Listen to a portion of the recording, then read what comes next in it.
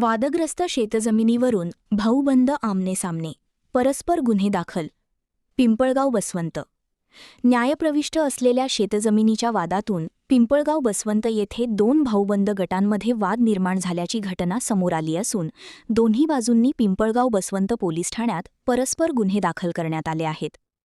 अजय विष्णुगिरी गोसावी यांनी दिलेल्या फिर्यादीनुसार वादग्रस्त शेतजमिनीवर सुरू असलेली ट्रॅक्टरद्वारे नांगरणी थांबवण्यासाठी गेल्यानंतर ट्रॅक्टर पुढे आल्याने त्यांच्या पत्नी जखमी झाल्या. तसेच काही नातेवाईकांनाही दुखापत झाल्याचा आरोप करण्यात आला आहे. या प्रकरणी ट्रॅक्टर चालकासह 8 जणांविरोधात गुन्हा दाखल करण्यात आला आहे. तर दुसऱ्या बाजूने रेणू निनाद गोसावी यांनी दिलेल्या फिर्यादीत त्यांच्या ताब्यातील शेतात जबरदस्तीने प्रवेश करून ट्रॅक्टर चालकास शिवीगाळ व मारहाण करण्यात आल्याचा आरोप करण्यात आला आहे. ट्रॅक्टरची चावी काढून घेतल्याने निर्माण झालेल्या गोंधळात संबंधित महिलेला दुखापत झाल्याचे फिर्यादीत नमूद करण्यात आले आहे.